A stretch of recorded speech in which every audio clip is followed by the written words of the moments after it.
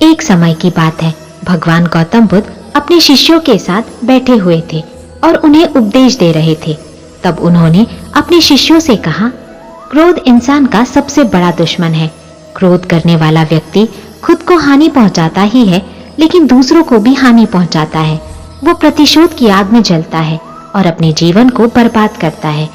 उनके उपदेश खत्म हो जाने के बाद उनके शिष्यों में से एक शिष्य खड़ा होता है और उन्हें बोलता है, तू एक ढोंगी है। तेरी बातें मनुष्य के रहन सहन से विपरीत है। तू जो भी कहता है उसे अपने जीवन में अनुसरण नहीं करता और दूसरों को ये सब करने कहता है। जब उनका वो शिष्य गौतम बुद्ध को उल्टी सीधी बातें कह रहा था, तब गौतम बुद्ध ने कोई प्रतिक्रिया नहीं दी और वो शांत बैठे थे। लेकिन ऐसे में वो व्यक्ति और भी ज्यादा गुस्सा हो गया और गुस्से में आकर उसने गौतम बुद्ध के मुंह पर थूक दिया। इसके बाद भी महात्मा गौतम बुद्ध को गुस्सा नहीं आया और वो शांत थे। उन्होंने अपने चेहरे से थूक को पोंछा और वो चुपचाप बैठ गए। ये सब देखकर उस शिष्य को समझ नहीं आया कि वो क्या करेगा। गुस्से में आकर वो उस जगह को छोड़कर चला गया और अगले दिन अपने घर पहुंचा। जैसे ही वो अपने घर पहुंचा, तब तक उसका दिमाग शांत हो चुका था।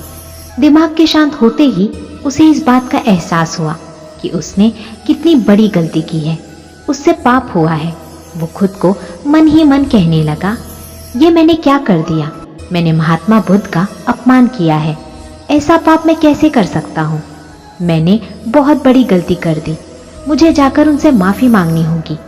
ये कहकर वो तुरंत ही गौतम बुद्ध के पास चला गया, लेकिन गौतम बुद्ध उस स्थान पर नहीं थे। ऐसे में वो शिष्य जगह जगह भटक कर उन्हें खोजने लगा। जैसे ही उसे महात्मा बुद्ध मिले तो वो उनके पैरों पर गिर गया और उनसे कहने लगा, मुझे माफ कर दीजिए, मुझसे गलती हुई है। मैंने आपका अपमान किया है। मैंने ये बहुत बड़ा पाप किया है। ये सब देखकर गौतम बुद्ध ने उससे कहा, शांत हो जाओ, क्या बात है, मुझे बताओ, तुम कौन हो? गौतम बुद्ध के ये पूछने पर वो शिष्य चौंक गया। वो सोचने लगा कि महात्मा बुद्ध मुझे कैसे भूल सकते हैं? मैंने तो उनका अपमान किया था।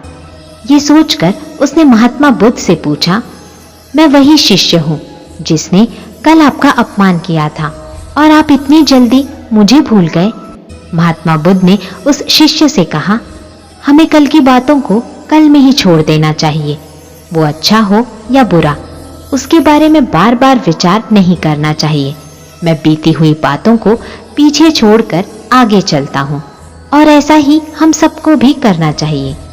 महात्मा बुद्ध की ये बातें सुनकर वो शिष्य और भी ज्यादा प्रभावित हुआ और उनसे बोला, मैं आज से आपकी हर बातों को माना करूंगा। इस कहानी से हमें ये सीख मिलती है कि क्रोध करना इंसान के लिए सबसे खतरनाक है। यह मनुष्य का सबसे बड़ा दुश्मन है जो उसे बर्बाद कर सकता है। इसीलिए मनुष्य को कभी भी क्रोध नहीं करना चाहिए।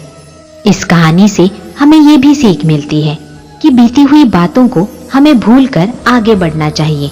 अगर कोई मनुष्य अपनी बीती हुई बातों पर ज्यादा ध्यान देता है तो उसका ध्यान पूरी तरह से भूतकाल में लगा होता है और वो इंसान कभी भी आगे बढ़ने की ओर विचार नहीं कर पाता। इसीलिए हमेशा पुरानी बातों को छोड़कर आगे बढ़ने की सोचें।